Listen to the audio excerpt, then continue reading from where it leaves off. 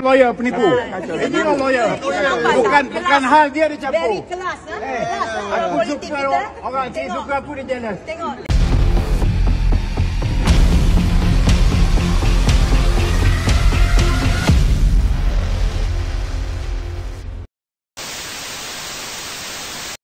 Kompleks Mahkamah Kuala Lumpur menjadi tumpuan apabila dua figura terkenal, bekas Menteri Besar Pahang, Tan Sri Adnan Yaakob, Tok Nan, dan Peguam, Siti Kasim bertikam lidah dipercayai mengenai isu orang asli.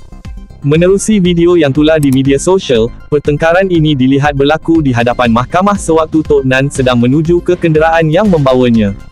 Mengikut kenyataan yang dibuat oleh pengguna Facebook dikenali sebagai Jeff, Tok Nan dikatakan dalam perjalanan ke kenderaannya untuk pulang sebelum dihampiri oleh sekumpulan orang asli yang menegurnya. Mereka sempat bertegur sapa dan beramah mesra sebelum Peguam, Siti Kasim didakwa menghampiri mereka serta menyuarakan rasa kurang senang dengan bekas Menteri Besar terbabit.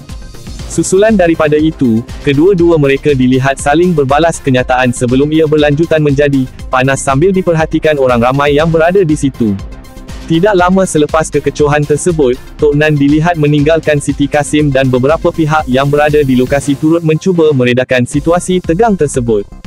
Setakat ini, belum ada sebarang penjelasan ataupun kenyataan daripada kedua-dua belah pihak berhubung perbalahan berkenaan.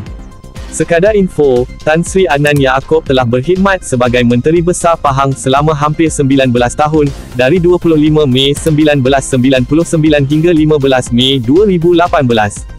Manakala, Siti Kasim atau nama sebenarnya, Siti Zabedah Kasim, 61 tahun merupakan seorang peguam dan aktivis hak asasi manusia Malaysia yang sangat lantang memperjuangkan hak komuniti orang asli. I look very well. I look after them very well. You look very well. I don't think you look very well. No, I look after them I very don't think well. you look very well. I look after them very well, orang asli. Really? You baru sekarang. Hey, aku tengok, tanya orang asli Pahang dengan aku macam mana. Betul tak? Alah, banyak masa campur lah. Bodoh, janda bodoh. Allah. Sudahlah. Inilah dia orang Lawyer. Ini lawyer penipu. Ini lah lawyer. Bukan hal dia campur. Very kelas, Aku suka orang saya suka aku dia jealous. Tengok. Alah. Betul. Inilah janda muda ni jadi lawyer. Alah. Tengoklah kelas betul orang politik kita. Betul Orang tak? politik. Don't Orang point your terkepuk. fingers to me, okay? Who You are kau you? cakap lurus sikit. Don't point your fingers to me. Who the fuck are you? You tadi fucking motherfucker. Who the fuck are you? You kurang ajar dulu. Siapa yang usik dulu? Aku dengan asli elok-elok bercakap. Siapa campur? Kau campur. You Kau said campur you kata orang nak politik. jual diri you dengan orang Allah. asli.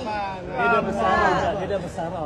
Ya, dan don't talk. Bukan saya besar tu. Jangan kurang ajar. Aku dengan dia. You kena beri hormat kepada semua You orang. campur pasal apa? Campur pasal apa? Sudahlah.